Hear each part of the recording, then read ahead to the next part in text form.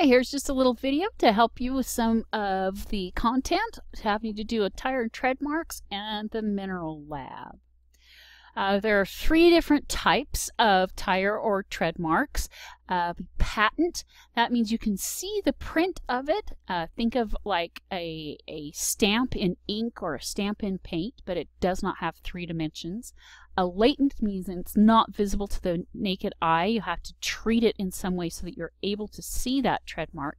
And the last is plastic, left in some kind of a soft material, sand, mud. So, are casts and impressions class or individual evidence? If you use an example of a shoe, this is older, but there were almost 4 million of these tennis shoes made back in 1994. So when you see a tread mark, you would think that it's class evidence because there's 4 million of those shoes out there.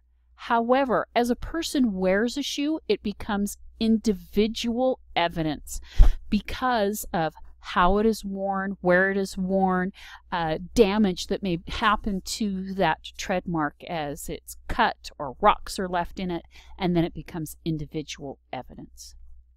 These shoe prints can tell us the size, of course, of the shoe, also a relative weight of the individual, what kind of activities they may have enjoyed depending on what kind of tread it has or how it's worn.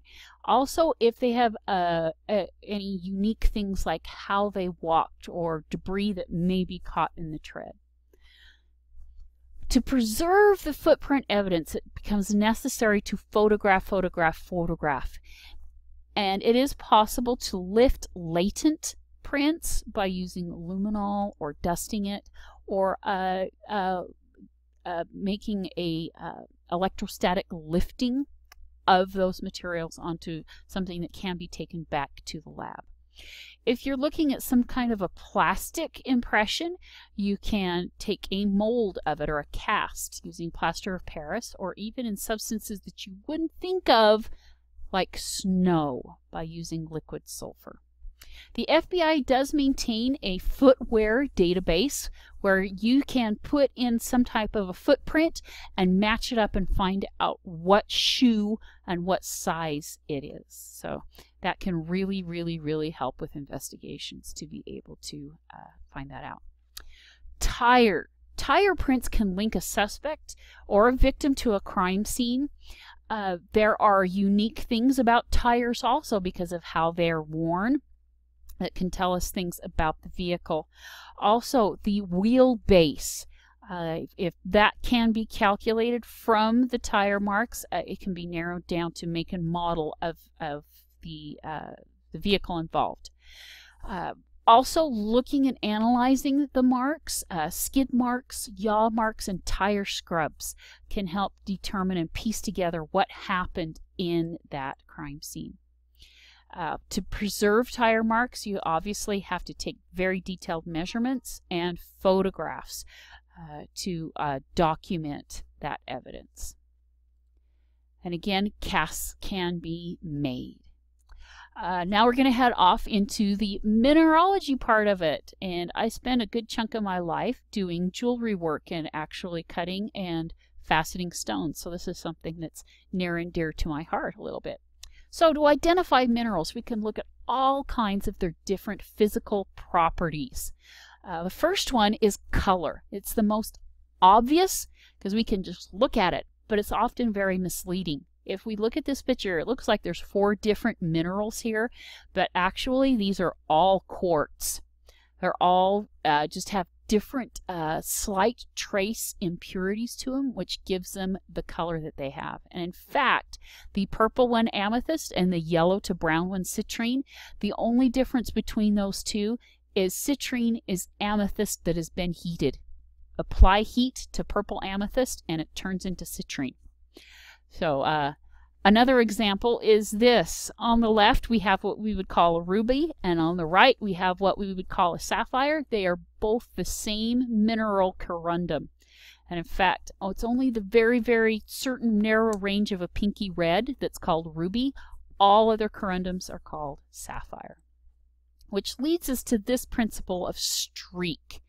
It's really difficult to sometimes tell the difference. And so mineralogists, geologists will take that substance and they will rub it against what they call a streak plate. It's an unglazed ceramic porcelain.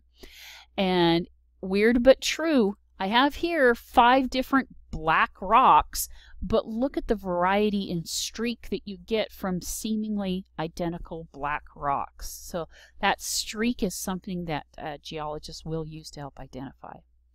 The next property is what they call luster. And we would basically say, is it shiny or not?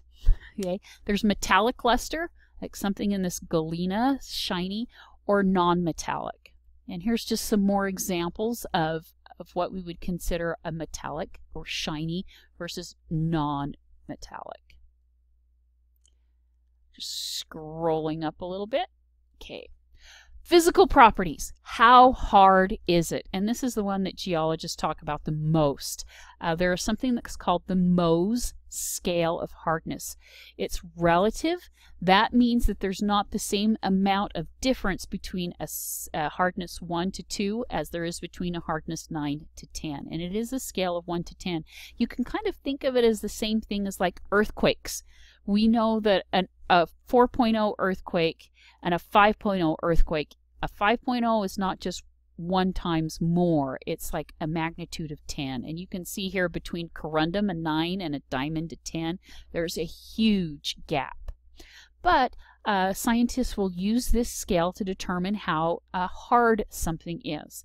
If it can be scratched with a knife blade, then it's less than a 5. If it can be scratched with your fingernail, it's a 2 or softer. And this is what it looks like. Quartz is a 6, glass is a 5-ish, and that quartz is scratching that glass. So is a diamond at a 10 indestructible? Actually, no. Diamond is incredibly hard, but it's not the toughest. If you happen to smack a diamond in just the right place along its crystal cleavage lines, it will pop right in half. The toughest substance is actually jade. Yeah, resistant to breakage. Diamond is hard, but it will break. Which leads us to cleavage and fracture. Basically, cleavage is if there is a weakness along crystal planes. Okay? So, what does that look like? For example, here we have the substance mica. It has 1 cleavage plane, and you can just flake it off. Where other minerals, orthoclase and amphibole, aren't necessarily ones you'd be familiar with, but you can kind of see in how they block up that their cleavage planes are either at right angles or at a slight angle. Here's another example here with halite and calcite. Calcite, you might have seen it like some little stores. They call it the TV stone because you can put it on top of some writing and then it has an interesting optical effect when you do so. So minerals that don't have that specific cleavage plane, when they fracture, they will do it conchoidally like this quartz. You can see it's kind of like scooped right there.